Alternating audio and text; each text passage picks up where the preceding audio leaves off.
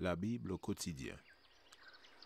Une série de méditations quotidiennes inspirée de l'édition d'octobre 2007, écrite par le pasteur Israël Leito et publiée par la maison d'édition interaméricaine. Fais-moi entendre dès le matin ta bienveillance, car je me confie en toi. Fais-moi connaître le chemin où je dois marcher, car j'élève à toi mon âme. Psaume 143, verset 8.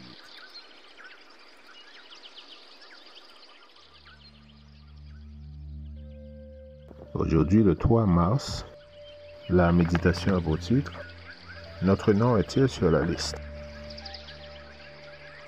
Verset approprié, Matthieu 28, verset 1. Après le sabbat, à l'aube du premier jour de la semaine, Marie de Magdala et l'autre Marie allèrent voir le sépulcre. Bien des gens semblent prendre plaisir à voir leur nom mentionné dans les comptes rendus d'événements importants. Pour d'autres, ce n'est pas une telle mention qui compte, mais plutôt de vivre l'événement. Un événement approche. C'est un événement prodigieux qui englobera le monde entier. Chaque être humain sur la terre y participera d'une façon ou d'une autre.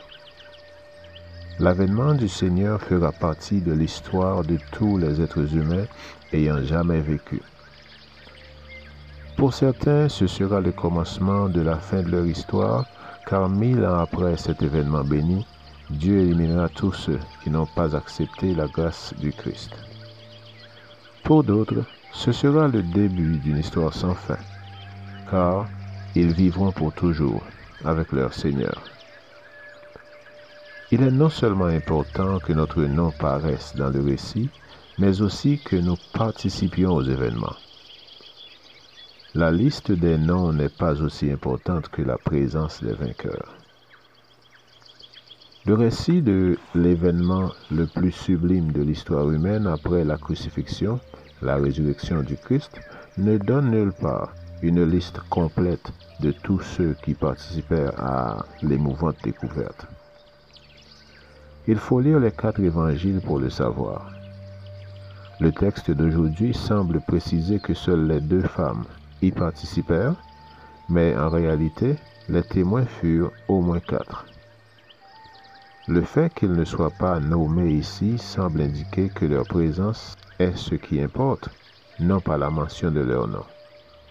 Le survol des 4 évangiles montre que 2 femmes apprirent la nouvelle. L'une d'elles était Marie de Magdala, que le Seigneur avait délivrée de ses démons.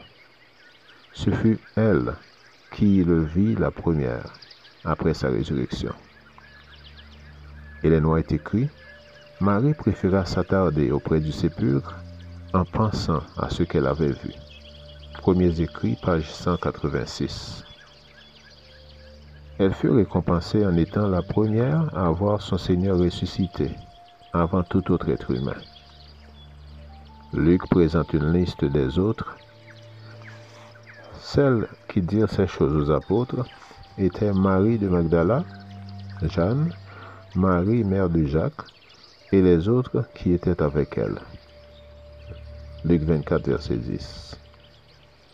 Elles étaient nombreuses, mais Marie de Magdala est mentionnée en tête de liste pour être la première à avoir vu le Seigneur après sa résurrection. L'important n'est pas que mon nom soit mentionné, mais que je sois là en personne.